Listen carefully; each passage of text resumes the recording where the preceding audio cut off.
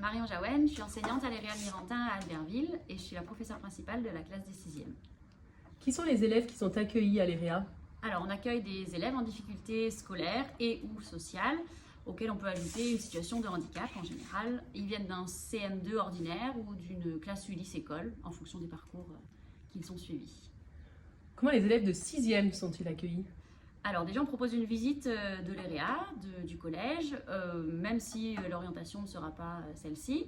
À la demande des familles, on leur montre un petit peu le fonctionnement un petit peu de notre collège. Et ensuite, on a des commissions. Donc les élèves passent en commission, soit en CDOEA, donc la commission d'orientation des enseignements adaptés, soit en CDAPH, la commission des droits de l'autonomie des personnes handicapées, avec accord des responsables légaux. Et ensuite, ils sont affectés donc dans notre établissement. On contacte les familles, on prend un rendez-vous en début d'année, à la pré-rentrée, avec les parents, enfin les responsables légaux des enfants. On a une petite réunion avec le directeur adjoint, l'enseignant référent, le CPE, le professeur principal, l'infirmière scolaire, l'assistante sociale. Et les enfants font un petit bilan en français et en maths pour voir un peu leur niveau avant d'entrer en 6e.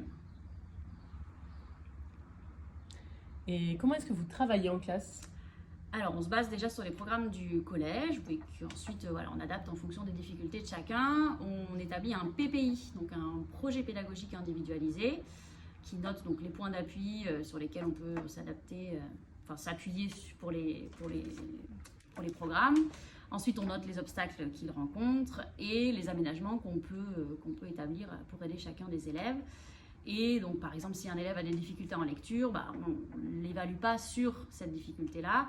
On va lui proposer des aménagements comme un texte oral, par exemple, qui lui évitera la lecture, ou alors l'adulte va prendre en charge la lecture pendant les évaluations, puis pendant les cours aussi en classe. Très bien.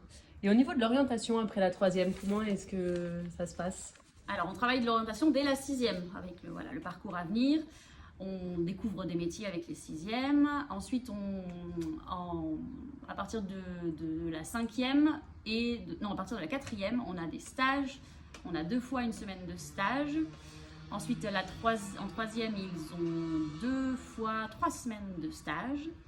On a un partenariat avec le Centre d'information et d'orientation d'Albertville. Et à partir de la 4e, les élèves peuvent découvrir des différents ateliers, des ateliers professionnels. Donc ici, au collège, ils peuvent découvrir l'atelier HAS, donc hygiène, alimentation et services, tous les métiers du champ de l'habitat, et ensuite l'atelier PI, donc production industrielle, et un atelier vente aussi. Donc ils découvrent tout ça en 4e. Et en 3e, ils choisissent un seul des ateliers, et donc ils suivent cet enseignement toute l'année de 3e. Très bien. Et au niveau des projets sur l'EREA, est-ce qu'il y a des projets particuliers? Alors oui, on a un projet montagne, un gros projet montagne qui concerne les classes de 6e, 5e et 4e. Donc on a 8 journées qui sont dédiées à ce projet. Donc on va par exemple au ski, faire du ski alpin, on va faire des randonnées, on fait des raquettes pour découvrir un petit peu l'environnement de la montagne, la faune, la flore de cet espace, pour également faire des activités sportives en pleine nature. On a aussi un module spécifique qui s'appelle les modulaires tous les jeudis après-midi pendant 3 heures. Ça concerne les classes de 6e, de 5e et 4e. On mixe en fait toutes les classes, on fait des petits groupes de 6 élèves et on leur propose des activités un petit peu différentes. Par exemple, on fait des petits projets autour de, par exemple, la cuisine, ou on organise des petits événements pour les élèves au sein du collège. Et depuis plusieurs années, on a un projet autour de l'alimentation. En gros, ça concerne tous les professeurs, mais en particulier les cours de sciences, les ateliers modulaires qu'on fait le jeudi après-midi, et les internes aussi qui se sont reliés à ce projet. On a créé un jardin à l'EREA, on a accueilli des ruches qui nous permettent de produire notre propre miel. Et on a visité aussi des agriculteurs sur les mercredis après-midi avec les internes. Donc voilà, on a beaucoup de projets à l'Éréal Mirantin. Super, je vous remercie d'avoir pris le temps de répondre à nos questions. Merci.